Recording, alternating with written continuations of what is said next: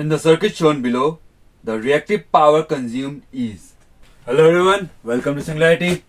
आज का डेली का question based on a topic superposition theorem in AC. इस तरह का एक सर्किट गिवन है क्वेश्चन में, है ना, और पूछा है रिएक्टिव पावर कितना कंज्यूम हुआ है इस सर्किट पे. नाउ यहां पे दो करंट सोर्स दिख रहे हैं, एक साइन के फॉर्म में, एक पॉज के फॉर्म में. लेकिन आपको नोटिस करना है ये फ्रीक्वेंसी सर, है ना, इन रेडियंस. ये 1 किलो रेडियंस पर सेकेंड, ये 2 किलो रेडियंस पर सेकेंड. जब भी सर्किट पे दो अलग अलग फ्रीक्वेंसी के सोर्सेज होंगे, जब भी सर्किट पे दो अलग अलग फ्रीक्वेंसी के सोर्सेज होंगे, आपके पास कोई और उपाय नहीं है, आपको सुपरपोजिशन थ्योरम लगाना ही पड़ेगा सर. ठीक है, वापस से बोलता हूं, जब भी दो सोर्स है या फिर दो से ज्यादा सोर्स है, एक से ज्यादा सोर्स है, तो फ्रीक्वेंसी अगर अलग अलग है तो आपके पास कोई और उपाय नहीं बचता बजाय सुपरपोजिशन थ्योरम लगाने के. ठीक है, यहां पे आप नोडल लगाओगे, मैथ्स लगाओगे, सब कुछ गलत हो जाएगा. क्यों ऐसा इसलिए क्योंकि इसको अगर मैं ओम के फॉर्म में लिखूं तो कैसे लिखेंगे, जे ओमेगा एल. तो ये वाला सोर्स के लिए ओमेगा डिफरेंट है, ये वाला सोर्स के लिए ओमेगा डिफरेंट है. तो कौन सा लगाओगे आप, है ना, तो कौन सा लगाओगे. तो यहां पे we must apply superposition theorem. ठीक है, ये हो गई पहली बात. और चलो ना, तो हमको एक एक करके एक सोर्स को डिसेंट्रलाइज करेंगे, दूसरा सोर्स यूज करके हम लोग उसका reactive power consumed in the circuit निकाल लेंगे. चलो पहले इस सोर्स को रखते हैं, इसको डिसेंट्रलाइज करते हैं. डिसेंट्रलाइज मतलब क्या है, वोल्टेज सोर्स होगा तो शॉर्ट सर्किट, करंट सोर्स है तो ओपन सर्किट. ठीक है, चलो तो ये तो हो गया सर ओपन सर्किट. ना यहां पे करंट डिस्ट्रीब्यूशन लगा सकते हो, है ना, करंट डिवीजन रूल लगा सकते हो, या फिर उससे सिंपल हो जाता है, यहां पे आप Zin निकाल लो, यहां से आप Zin निकाल लो. ठीक है, तो Zin कितना होगा सर, ये चलो इसको जे ओमेगा के फॉर्म में अगर लिख दूं, इसको जे ओमेगा फॉर्म में लिख दे तो ओमेगा कितना है भाई, 10⁻³ 1 × 10⁻³, है ना. तो ये आ जाएगा सर प्लस J1 और ये माइनस J1. करेक्ट है ना.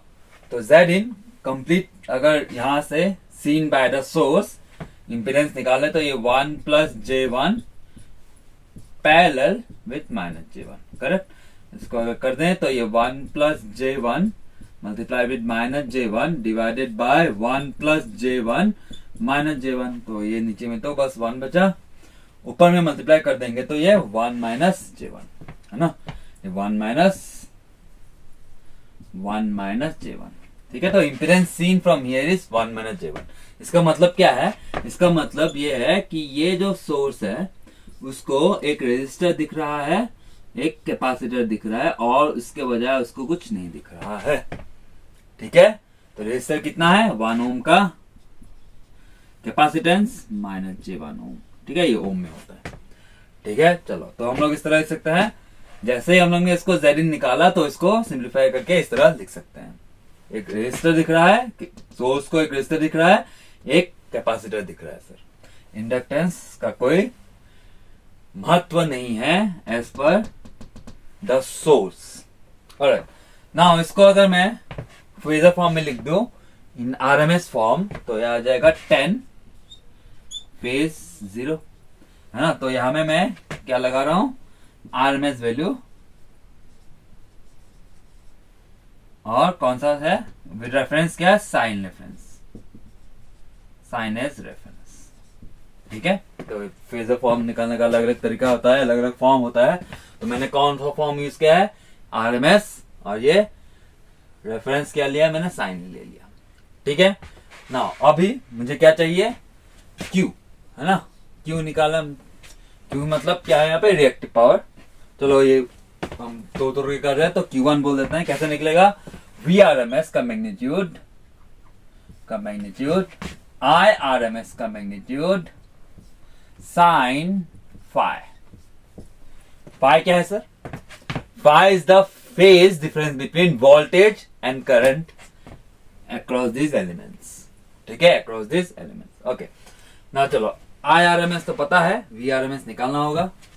तो यहाँ में कर देते हैं हम लोग VRMS, क्योंकि ये RMS वैल्यू में है, तो मैं अगर इसके अक्रॉस वोल्टेज निकालू इस करंट को यूज करके, तो ऑब्वियसली मुझे RMS वैल्यू मिलेगा। तो ओम्स लॉ IR, तो IRMS कितना है 10 एंगल 0, और ये 1 minus J1, 1 minus J1 is same as √2 angle minus 45। ध्यान देना माइनस का, क्योंकि ये फोर्थ क्वाड्रेंट पे है ना, क्योंकि ये फोर्थ क्वाड्रेंट पे है, तो माइनस लगना ही है। ठीक है, आप केयरफुली करेंगे, यहाँ पे कभी बच्चे गलत कर देते हैं। तो यहाँ पे ये √2 एंगल माइनस 45, तो ये क्या बन गया 10√2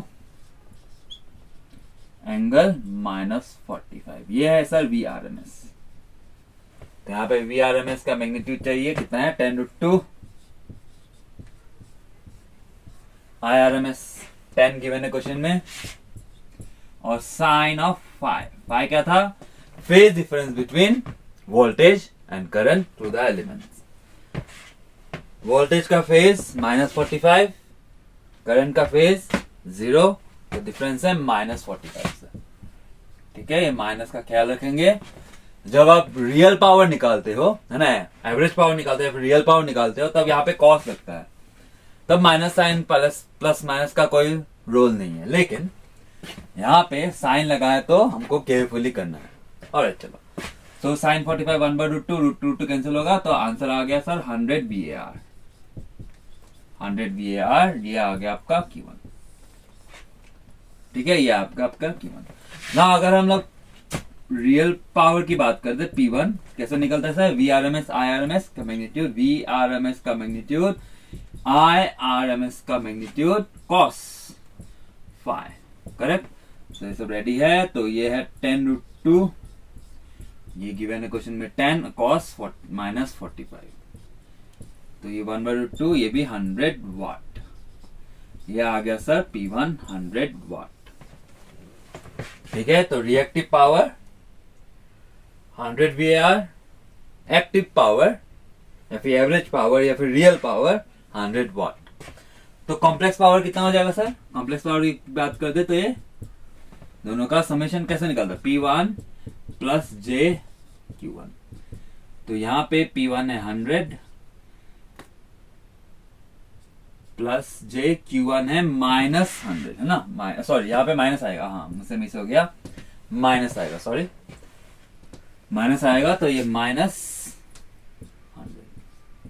करेक्ट, ये वोल्ट एम्पियर VA। ये आ गया sir complex due to the first source, है ना, इस सोर्स की वजह से हमने सारा डेटा निकाला, पूछा बस ये था तो मैंने सारा लिख दिया। ठीक है, और तो इस डेटा को मैं यहां लिख लेता हूं। तो Q1 आया सर -100 VAR, P1 आया है 100 वाट, तो S1 हो गया 100 -J100 VA। ओके चलो, अब यहां पे ये माइनस आना ही था, मैं ऐसा क्यों बोल रहा हूं, ये माइनस का मतलब क्या है, लीडिंग पावर फैक्टर, है ना। माइनस क्यों आता है, जब ये लीडिंग पावर फैक्टर बनता है, लीडिंग पावर फैक्टर। अब जब भी सर्किट इफेक्टिवली कैपेसिटिव है, क्या बोल मैंने, इफेक्टिवली कैपेसिटिव है, तो उसका पावर फैक्टर सर लीडिंग ही होना है, उसका पावर फैक्टर लीडिंग होना है, या फिर Q will be negative, Q will be negative. तो इस और कॉम्प्लेक्स पे यहाँ पे -J का टर्म आता है। ठीक है, वो लीडिंग पावर फैक्टर था, इसलिए नेगेटिव आना ही था, आया भी। और चलो, तो ये रिजल्ट्स आ गए मेरा पहले सोर्स की वजह से, है ना, दिस सोर्स की वजह से। अब सुपरपोजिशन थ्योरम लगाना है दूसरा सोर्स को यूज करके, तो मैं इसको क्लीन कर लेता हूं। और तो दूसरा सोर्स इधर था, मैं ये बना देता हूं, ये 10√2 cos 2 × 10⁻³ t एम्पेयर। ये अब सुपरपोजिशन लगाएंगे तो इसको डिसेंट्रलाइज करेंगे, मतलब करंट सोर्स है तो ओपन सर्किट कर देंगे। और चलो ना, अब इसको ओम के फॉर्म में लिखेंगे, तो ये प्लस J2 आ गया, 2 × 10⁻³ और ये 1 मिली है, और -j/2 आ गया। ठीक है, और नाउ इसको अगर यहां से मैं impedance seen Z in last time की तरह कर दे तो क्या निकलता देखते हैं। तो ये 1 + j2 will be in parallel with -j/2। Calculate करेंगे तो देखते हैं क्या मिलेगा। 1 + j2 और -j/2 divided by 1 + j2 -j/2। Numerator में अगर मल्टीप्लाई कर दें तो आ जाएगा आपका ये j2 multiply with -j/2 will give you 1 और -j/2। न्यूमरेटर में ये 1 प्लस 2 - हाफ, 2 - हाफ इज 1.5 या फिर 3/2 लिख सकते हैं। करेक्ट, 3/2। नाउ इसको इस तरह लिख सकते हैं 2 - j1/2 + j3। करेक्ट, लेकिन हमको क्या चाहिए, इसको बस इंडक्टर या फिर रेजिस्टर के फॉर्म में लिखना लास्ट टाइम की तरह। तो हम इसको फैक्टराइज करेंगे सर, इसको फैक्टराइज करेंगे इस तरह 2 - j3 और ये 2 - j3 से मल्टीप्लाई एंड डिवाइड कर दिया। तो यहाँ पे आप मल्टीप्लाई करेंगे तो 4 - j6 - j2 और यहाँ पे -3 ना, minus become plus, j into minus आया डिवाइडेड बाय ये आ जाएगा 4 + 9 13। हाँ, 4 + 9 13 आया सर। तो मैं यहाँ लिख देता हूँ रिजल्ट। तो Z इन आ चुका है ये 1 - j8/13। अलग अलग लिखे तो ये 1/13 - j8/13 -j8/13 ये Z इन आया। उसका मतलब ये है इस करंट सोर्स को क्या दिख रहा होगा इफेक्टिवली, उसको एक रेजिस्टर दिख रहा है 1/13 ओम का और एक कैपेसिटेंस दिख रहा है, माइनस है तो कैपेसिटेंस दिख रहा है -j8/13 ओम का, है ना। ऑलराइट, चलो सो यहां बना देते हैं इसको। इस करंट सोर्स को इफेक्टिवली एक रेजिस्टर दिख रहा है और एक कैपेसिटर दिख रहा है सर, बस ये है 1/13 ओम का और ये -j8/13 ओम का। ओम में ही है ना, जे के फॉर्म में लिखते हैं तो यूनिट ओम होता है। ऑलराइट, चलो नाउ यहाँ पे हमको चाहिए क्या, चलो इसको अगर मैं इस फॉर्म में लिख दूं, पोलर फॉर्म में लिख दूं, तो इसका रिजल्ट आएगा सर 0.62 एंगल माइनस, चलो मैं थोड़ा सा क्लीन जगह में लिखता हूँ यहाँ पे, 0.62 एंगल -82.87। ठीक है, ये मैंने कैलकुलेटर से कैलकुलेट करके लिखा है, कुछ देर पहले ही किया था तो मुझे याद है अभी तक। मैं नहीं चाहता कि आपको याद रहे, ठीक है, मैंने भी याद नहीं किया है ऑफकोर्स, कुछ देर पहले मैंने सॉल्व किया था इसको तो मुझे याद है तो मैंने लिख दिया, चलो कोई बात नहीं। और चलो अब चाहिए क्या मुझे, रिएक्टिव पावर। तो रिएक्टिव पावर कौन कंज्यूम कर रहा होगा, ऑफकोर्स द कैपेसिटर। चलो कैसे निकालते हैं, Q2 हो गया सेकेंड पार्ट। ओके, इसको अगर मैं आरएमएस वैल्यू में लिख लूं तो क्या आएगा, 10 फेज 0। तो मैंने यहाँ पे ये आरएमएस वैल्यू लिया है, आरएमएस वैल्यू लिया है और रेफरेंस मैंने कॉस लिया है, कॉस एज रेफरेंस। ठीक है, ऐसा मैं कर सकता हूं क्योंकि मैं दोनों सोर्स को दो सोर्स थे, दोनों सोर्स को अलग अलग ट्रीट कर रहा सुपरपोजिशन की मदद से। अगर ये दोनों सोर्स का फ्रीक्वेंसी सेम होता तो मैं एक ही साथ करता, मोस्ट प्रोबेबली नोडल लगाता या फिर मैश लगाता या फिर करंट डिस्ट्रीब्यूशन लगाता, कुछ भी, लेकिन दोनों को एक साथ ट्रीट करता। तो उस वक्त मुझे केयरफुली करना होता कि जो रेफरेंस, अगर मैं इसका रेफरेंस कॉस ले रहा हूं तो दोनों सोर्स का रेफरेंस मुझे कॉस ही लेना पड़ता जब मैं इसका फेजर फॉर्म लिख रहा हूं। ठीक है, अगर मैं पहले वाला का साइन ले रहा था, जैसे पहले वाला का साइन लिया है तो दूसरे वाला का भी मुझे रेफरेंस साइन ही लेना पड़ता।